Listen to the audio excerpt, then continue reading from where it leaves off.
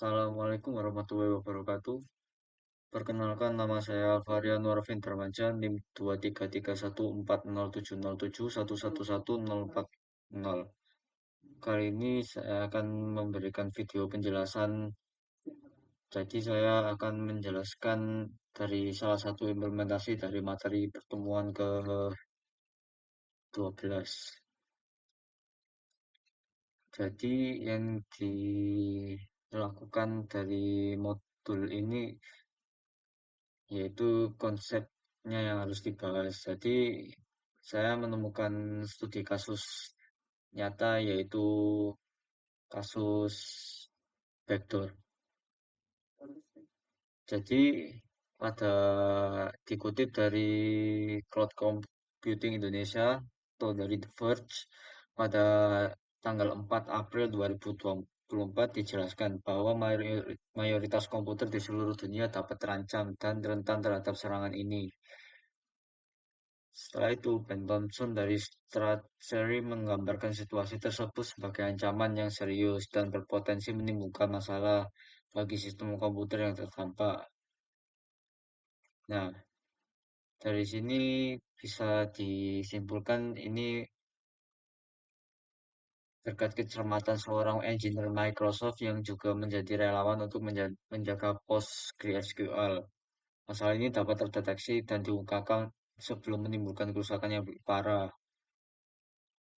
Seseorang bernama Andrews Frun, seorang pengembang asal San Francisco yang bekerja untuk Microsoft, merupakan orang yang pertama kali menemukan keganjilan pada sistem Linux pada 29 Maret 2024.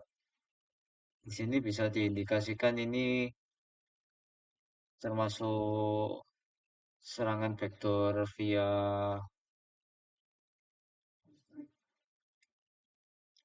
cryptojacking ya. Jadi bagaimana cara mencegahnya serangan backdoor? Dari situs Wallarm akan dijelaskan seperti berikut. Pencegahan lebih baik daripada mengobati. Oleh karena itu, seseorang harus menyadari beberapa cara pencegahan serangan pintu belakang yang layak.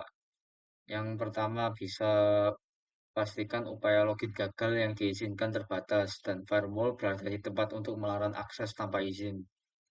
Yang kedua, memiliki kebijakan pemantauan jaringan yang ketat. Pastikan Anda mengaudit keamanan, memantau jaringan, dan memperbaharui teknologi sesuai kebutuhan saat ini. Sumber daya jaringan harus dilindungi oleh perlindungan two-factor authentication. Yang ketiga, program anti-malware berguna untuk menjaga konten berbahaya tetap ada. Ini akan secara otomatis mendeteksi dan menghilangkan berbahaya seperti virus, malware, trojan, dan sebagainya, dan menjaga sistem terlindungi. Ketika semuanya terjadi secara otomatis, ya pakai upaya itu tidak banyak upaya yang bisa diperlukan. Yang keempat, berhenti mengakses situs yang sudah terkena malware tersebut dan tidak diverifikasi melalui internet. Terutama seseorang harus mengambil tindakan pencegahan ekstra saat mengakses situs web atau perangkat lunak gratis. Tempat-tempat seperti itu adalah pusat virus konten yang tidak diinginkan dan dapat menyebabkan kerusakan serius pada sistem Anda. Yang keempat, pengelola kata sandi berkualitas baik membantu membuat kata sandi akses yang kuat dan kompleks dan mengelolanya.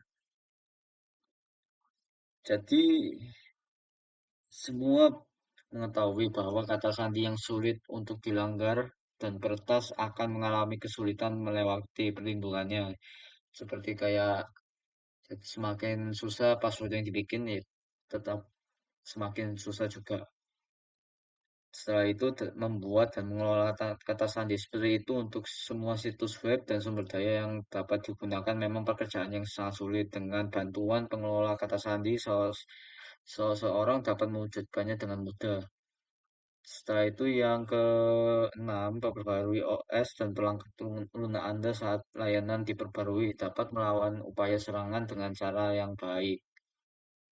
Setelah itu yang terakhir, yang ke-7, dengan bantuan firewall segalanya menjadi lebih baik. daripada sebelumnya karena teknologi ini akan mengawasi semua lalu lintas trafficking yang masuk dan keluar dan mengambil tindakan segera ketika sesuatu yang mencurigakan diperhatikan. Setelah itu berikut ada cara pencegahan serangan backdoor, yaitu dengan wall-arm. Wall-arm itu menggunakan API dan solusi pencegahan ancaman memungkinkan organisasi untuk menjaga aset digital penting diamankan dan dilindungi pada saat vulnerable. Untuk mencegah serangan backdoor, wall-arm menawarkan fitur seperti Cloud WAF dan platform keamanan API.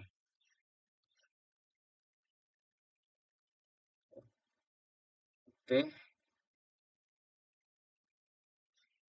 jadi itu saja yang kurang lebih bisa saya sampaikan. Jadi kurang lebihnya mohon maaf. Assalamualaikum warahmatullahi wabarakatuh.